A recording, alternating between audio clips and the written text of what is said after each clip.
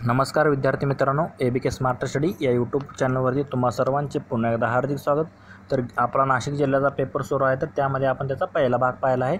त्यामध्ये आपण पहिले 50 प्रश्न कव्हर केले होते। तर आज आपण दुसरा भाग पाहणार आहोत, ज्यामध्ये आपण राहिलेले जे 50 प्रश्न आहेत त्यामध्ये GKचे 25 व 25 मराठी ग्रामरचे जे प्रश्न आहेत ते आपण इथे पाहणार आहोत। GKचे 25 आणि मराठी ग्रामरचे 25। तर तुम्ही हा व्हिडिओ लक्षपूर्वक पहा, कारण आगामी येणाऱ्या परीक्षेमध्ये तुम्हाला याचा फायदा होऊ शकेल। तर चला तर मग आपण वेळ न घालवता आपण आपल्या डायरेक्ट प्रश्नांकडे वळूयात। तर पाहूयात आजचा आपल्या व्हिडिओमधील हा प्रश्न पहिला, म्हणजेच प्रश्न क्रमांक 51। तर अनंत कानेरे यांनी जॅक्सन या कलेक्टरची हत्या केली। तर जॅक्सन हे त्यावेळी कोणत्या जिल्ह्याचे कलेक्टर होते? तर कोणत्या जिल्ह्याचे होते? तर ते नाशिक जिल्ह्याचे कलेक्टर होते। त्यांची हत्या कोणी केली? ती अनंत लक्ष्मण कानेरे यांनी केली होती। जो ऑप्शन 2 जे आहे ते अभिनव भारत संघटनेचे ते एक अधिकार, म्हणजे त्यातले एक ते क्रांतिकारी होते अनंत कानेरे। त्यांनी नाशिकचे कलेक्टर जे आहेत जॅक्सन यांचा खून केलेला होता। ऑप्शन 2 जे आहे ते आपला आन्सर असेल। पुढील प्रश्न क्रमांक 52 काय? खालीलपैकी कोणत्या घाटातून रत्नागिरी जिल्ह्यात थेट प्रवेश करता येईल? तर इथे 4 घाट दिलेले आहेत। तर कोणकोणत्या घाटातून आपण रत्नागिरीमध्ये जाऊ शकतो? तर रत्नागिरी म्हटलं आहे तर कुंभार्ली घाटातून आपण डायरेक्ट रत्नागिरीला जाऊ शकतो। त्याप्रमाणे आंबा घाटातून देखील जाऊ शकतो। पण बोर घाट जो आहे तो पुणे मुंबई दरम्यान आहे आणि फोंडा घाट जो आहे तो कोल्हापूर पणजी दरम्यान आहे। पण ह्या 2 घाटातून आपण डायरेक्ट जाऊ शकत नाही। पण कुंभार्ली आणि आंबा घाटातून आपण डायरेक्ट रत्नागिरी जिल्ह्यात आपला प्रवेश होतो। कुंभार्ली आणि आंबा घाट, म्हणजे 1 व 2 जे आहे ते आपले आन्सर असतील। ऑप्शन 3 मध्ये दिले ते आपले आन्सर आहे 1 व 2। पुढील प्रश्न क्रमांक 53 काय? मोडक सागर हे धरण कोणत्या जिल्ह्यात आहे? तर वैतरणा नदीवर आहे ते धरण कोणत्या? तर ठाणे या जिल्ह्यात आहे। मोडक सागर हे धरण जे आहे ते वैतरणा नदी ठाणे या जिल्ह्यात आहे। पुढील प्रश्न, पन्ना नॅशनल पार्क कोणत्या राज्यात आहे? तर पन्ना ही जी हिऱ्याची खाणे आहे तेथेच नॅशनल पार्क देखील आहे, तो मध्य प्रदेश या राज्यात आहे। म्हणजे ऑप्शन 1 जे आहे ते आपले आन्सर असेल। पन्ना जे नॅशनल पार्क आहे ते मध्य प्रदेश या राज्यामध्ये आहे। पुढील प्रश्न क्रमांक 55 काय आहे? यावर्षी IPLचा अंतिम सामना कोणत्या 2 संघांमध्ये झाला?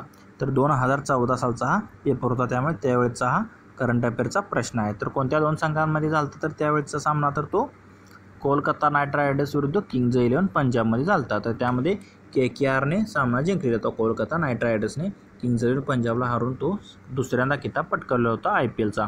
आणि आत्ता जे IPL झालं त्यामध्ये चेन्नई सुपर किंगने 5व्यांदा IPL जिंकलेला आहे। त्यामध्ये त्यांनी गुजरात टायटन्सचा फायनलमध्ये पराभव केला होता आणि हा सामना गुजरात येथील अहमदाबाद येथे नरेंद्र मोदी स्टेडियमवर झालेला होता। चेन्नईने 5व्यांदा तो किताब पटकावलेला आहे 2023चा। पुढील प्रश्न क्रमांक 56 काय? मूकनायक हे पाक्षिक कोणी सुरू केलं आहे? तर मूकनायक जे पाक्षिक होतं तर ते कोणी सुरू केलं होतं? डॉक्टर बाबासाहेब आंबेडकरांचं ते पाक्षिक होतं। 15 दिवसाला प्रसिद्ध होणार होतं, ते डॉक्टर बाबासाहेब आंबेडकरांनी सुरू केलं तर मूकनायक। पुढील प्रश्न, तर आता त्यावेळेचा हा करंट अफेअरचा प्रश्न होता। तर राज्य आणि राज्यपाल संबंधात, तर खाली दिलेल्या व्यक्ती विविध राज्यांच्या राज्यपाल होत्या त्यावेळेस, तर त्यापैकी कोणती जोडी चुकीची होती त्यावेळेस? तर शिवराज पाटील हे पंजाबचे होते, त्याप्रमाणे श्रीनिवास पाटील सिक्कीमचे होते आणि डॉक्टर DY पाटील हे बिहारचे होते। पण शीला दीक्षित तामिळनाडूच्या नव्हत्या। म्हणजे त्यावेळेचा चुकीचा प्रश्न काय होता? शीला दीक्षित तामिळनाडू।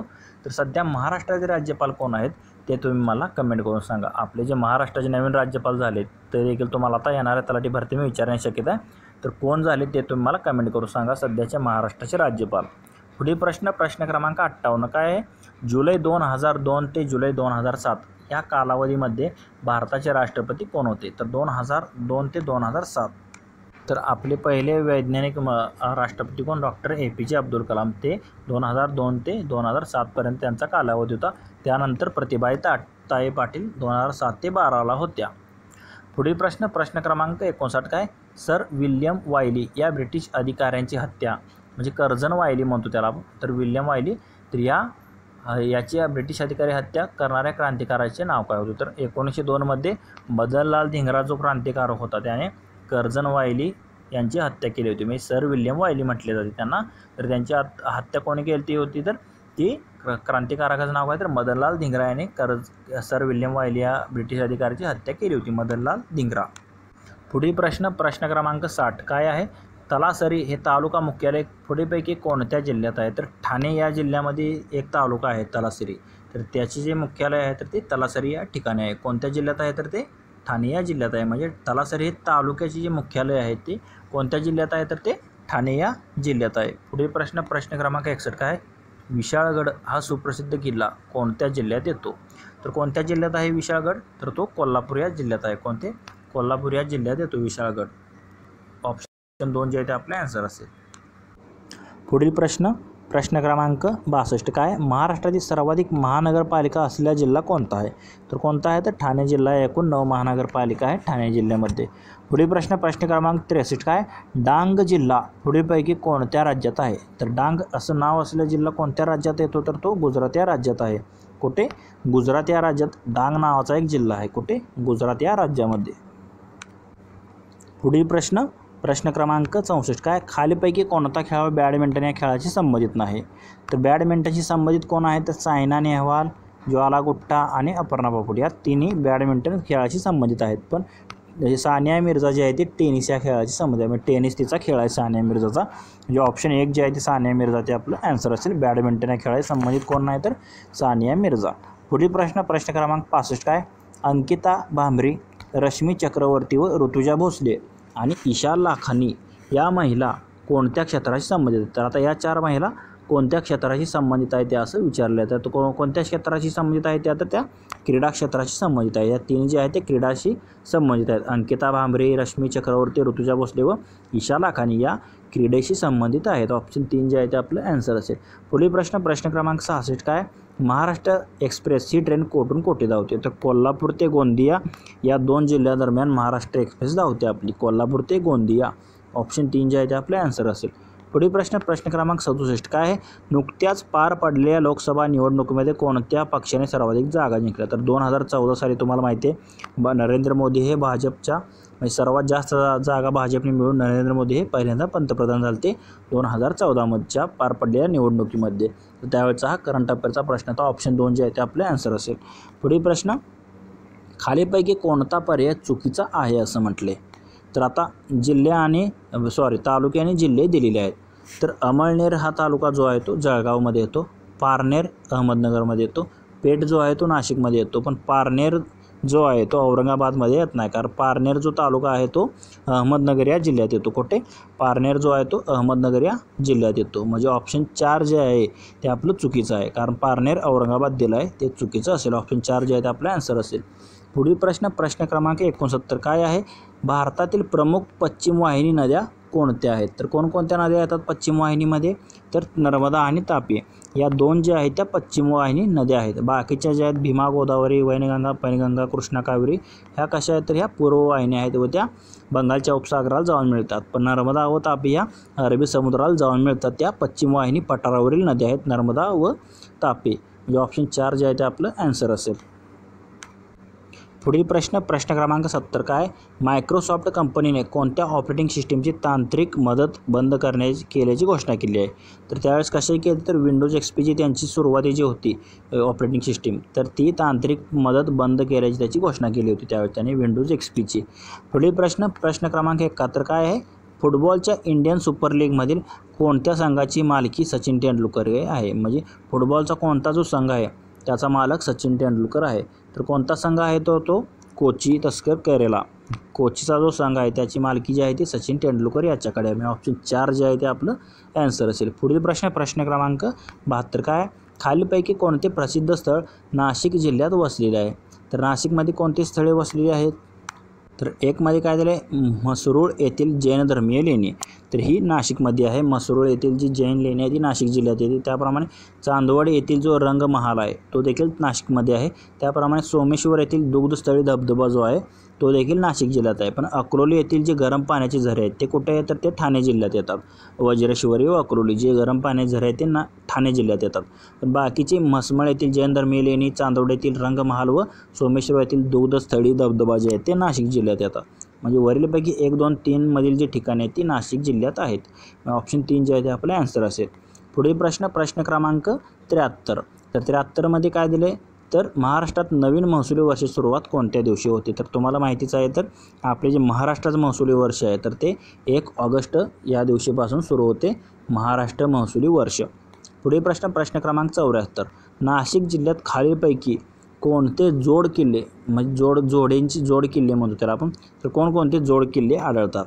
तर साल्हेर मुल्हेर हे नाशिकमध्ये आढळतात. त्याप्रमाणे खांदेरी उंदेरी जे आहेत ते मुंबई म्हणजे रायगड जिल्ह्यात आहेत खांदेरी उंदेरी, पण अलंग कुलंग आणि अंकाई टंकाई आणि साल्हेर मुलेर अलंग कुलंग आणि अंकाई टंकाई म्हणजे 1, 3 आणि 4 मध्ये जे दिले ते आहेत ते नाशिकमध्ये आढळतात, पण खांदेरी उंदेरी जो आहे तो रायगड जिल्ह्यात आढळतो. म्हणजे ऑप्शन 1 जे आहे ते आपलं आन्सर आहे.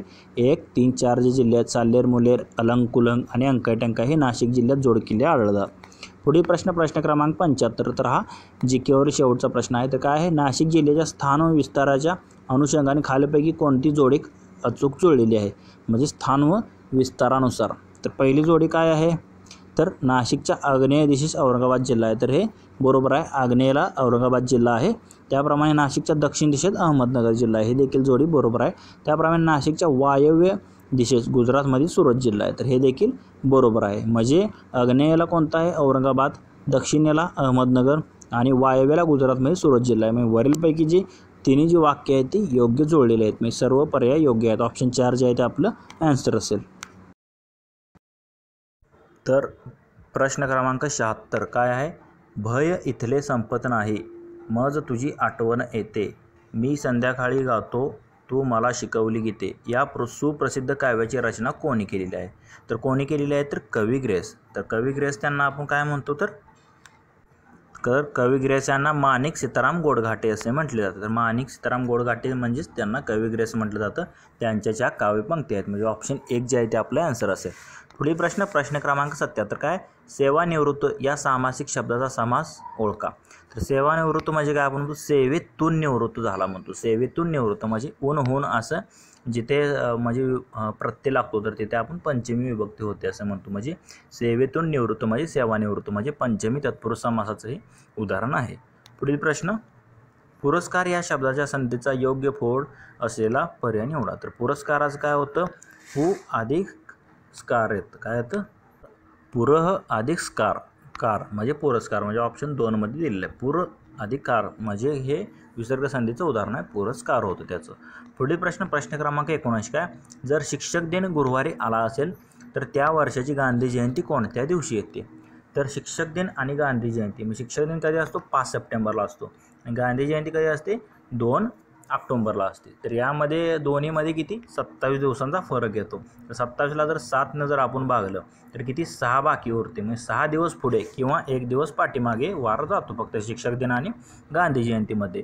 म्हणजे इथे गुरुवार आला आहे, म्हणजे गुरुवारच्या पुढे 6 दिवस किंवा गुरुवारच्या अगोदर 1 दिवस कोणता वार असतो, तर तो बुधवार असतो. म्हणजे शिक्षक दिन जर गुरुवारी आला असेल तर त्या वर्षाची गांधी जयंती कधी असेल, तर ती बुधवारी असेल. म्हणजे ऑप्शन 2 जे आहे ते आपलं आन्सर असेल. पुढील प्रश्न क्रमांक 80 काय आहे, शब्दयोगी अव्यय टिंबटिंब असतात. तर काय असा शब्दयोगी अव्यय, नाम किंवा सर्वनामाला जोडून येतात किंवा शब्दांना जोडून असतात, त्याला आपण शब्दयोगी अव्यय म्हणतो. म्हणजे ऑप्शन 1 मध्ये दिलेला आहे, शब्दयोगी अव्यय म्हणजे शब्दाला जोडून येतात. पुढील प्रश्न क्रमांक 81 काय आहे, जर क्रियापदाला 2 कर्मे लागतात तर अशा क्रियापदाला आपण काय म्हणतो. तर जेव्हा 2 कर्मे असतात तर त्याला आपण द्विकर्मक क्रियापद म्हणतो. काय म्हणतो, द्विकर्मक क्रियापद असे त्याला म्हटले जाते. पुढील प्रश्न क्रमांक 82 काय आहे, सामासिक शब्दाचे लिंग कोणत्या शब्दाच्या लिंगावरून ठरते. तर सामासिक शब्द जो असतो तर त्याचा जो शेवटचा शब्द असतो तर त्या शेवटच्या शब्दावरून त्याचं लिंग ठरवलं जातं. म्हणजे काय, भाजी भाकरी, तर यामध्ये भाकरीच्या म्हणजे त्याचं लिंग काय असेल, तर ते स्त्रीलिंगी असेल, कारण भाकरी शेवटचा शब्द आहे त्याचं स्त्रीलिंगी येतं. म्हणून सामासिक शब्द जे आहेत त्यांचे जे लिंग आहे तर ते शेवटच्या शब्दाच्या लिंगावरून ठरवले जाते. म्हणजे ऑप्शन 4 जे आहे ते आपलं आन्सर असेल. पुढील प्रश्न क्रमांक 83 काय, अलंकार ओळखा. आबाळागत माया तुझी आम्हावरी राहू दे.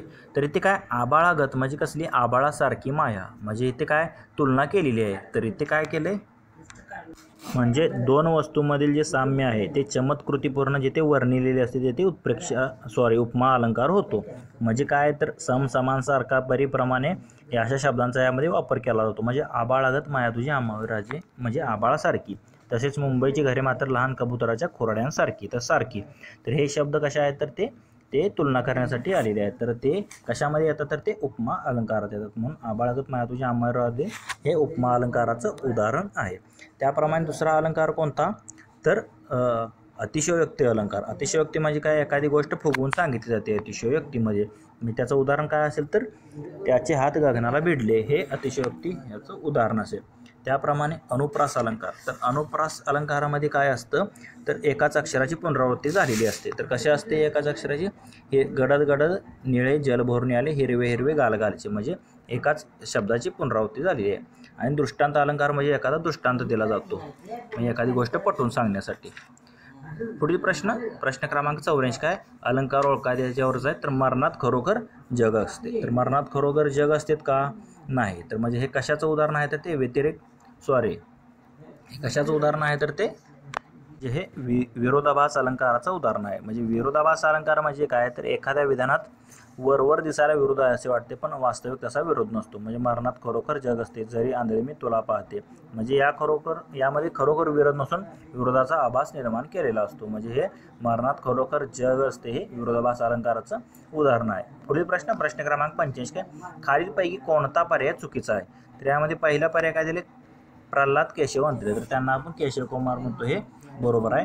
त्याप्रमाणे कृष्णाजी केशव दामले यांना आपण काय म्हणतो केशव सूत म्हणतो, हे देखील बरोबर आहे. माणिक सीताराम गोडबोटे, तर आताच आपण वर पाहिलं होतं कवी ग्रेस म्हणजेच माणिक सीताराम गोडबोटे. आणि त्र्यंबक बापूजी ठोंबरे, तर यांना बालकवी म्हणतात पण इथे काय दिले बालगंधर्व दिले, काव्य गंधर्व दिले, म्हणजे बालकवी त्र्यंबक बापूजी ठोंबरे यांना म्हटले जाते. हे चुकीचं असेल, ऑप्शन 4 जे आहे ते आपलं आन्सर असेल.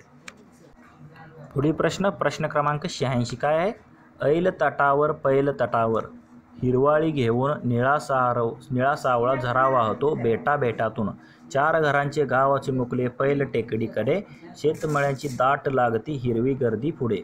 वरील कविता कोणी लिहिलेली आहे, तर कोणाची कविता आहे ही त्र्यंबक बापूजी ठोंबरे यांची कविता आहे. त्यांनाच आपण बालकवी असे म्हणतो. म्हणजे ऐन तलावर पैल तटावर ही कोणाची आहे तर त्र्यंबक बापूजी ठोंबरे म्हणजे बालकवी यांची ती कविता आहे. पुढील प्रश्न क्रमांक 87 काय आहे, खालीलपैकी एका मराठी साहित्यिकाला ज्ञानपीठ पुरस्कार मिळालेला नाही. तर कोणाकोणाला ज्ञानपीठ पुरस्कार मिळालेला आहे तर विदा करंदीकर यांना मिळालेला आहे, वि. स. खांडेकर यांना मिळालेला आहे, विष्णू वामन शिरवाडकर यांना देखील मिळालेला आहे, म्हणजे कुसुमाग्रज त्यांना म्हणतो. तसे मधु मंगेश कर्णिक यांना मिळालेला नाही. ऑप्शन 4 जे आहे ते आपलं आन्सर असेल. पुढील प्रश्न क्रमांक 88 गोविंदाग्रज या नावाने कोणी कविता लिहिल्या आहेत. तर गोविंदाग्रज आपण कोणाला म्हणतो तर राम गणेश गडकरी यांना आपण म्हणतो गोविंदाग्रज. कोणाला, राम गणेश गडकरी यांना आपण गोविंदाग्रज म्हणतो. एकच प्याला हे त्यांचं पुस्तक प्रसिद्ध आहे, राम गणेश गडकरी यांचं, त्यांनाच आपण गोविंदाग्रज या नावाने ओळखतो. पुढील प्रश्न क्रमांक 89 काय, उषःकाल होता होता काळ रात्री झाली अरे पुन्हा आयुष्यांच्या पेटवा मशाली. तर हे प्रसिद्ध गाणं आहे, तुम्हाला माहिती आहे. तर ही कविता जी आहे ती कोणी लिहिली आहे तर सुरेश भटांची ही कविता आहे. उषःकाल होता होता काळ रात्र झाली अरे पुन्हा आयुष्याच्या पेटवा मशाली, हे सुरेश भटांची कविता आहे. पुढील प्रश्न क्रमांक 90 काय, उष्ट्या हाताने कावळा न हाकणे या वाक्यप्रचाराचा अर्थ सांगा.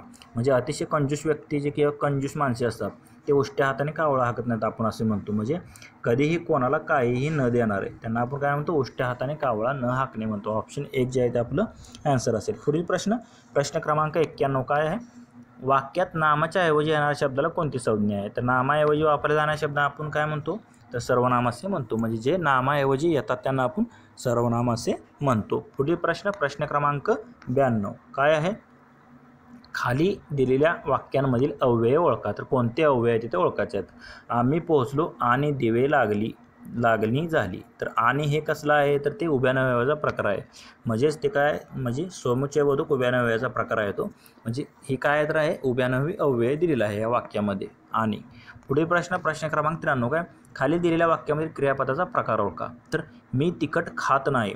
तर खात नाही, येत नाही, जात नाही हे कशामध्ये वापरतो आपण तर ते संयुक्त क्रियापदामध्ये वापरतो. म्हणजे दोन क्रियापदांचं एकत्रीकरण केलेलं असतं. खात नाही, येत नाही, जात नाही, म्हणजे हे मी तिखट खात नाही संयुक्त क्रियापदाचा प्रकार असेल. पुढील प्रश्न क्रमांक 94 काय आहे, खाली दिलेल्या शब्दांपैकी कोणता शब्द अव्ययीभाव समास या प्रकारातील आहे. तर अव्ययीभाव समास म्हणजे काय, ज्या समासामध्ये आ, यथा, प्रति याप्रमाणे प्रत्यय लागून जे शब्द पूर्व प्रत्यय लागून जे शब्द बनतात त्यांना आपण कोणता समास म्हणतो अव्ययीभाव समास म्हणतो. म्हणजे आमरण हे आ आधी काय प्रत्यय लागला म्हणून हे अव्ययीभाव समासाचं उदाहरण आहे.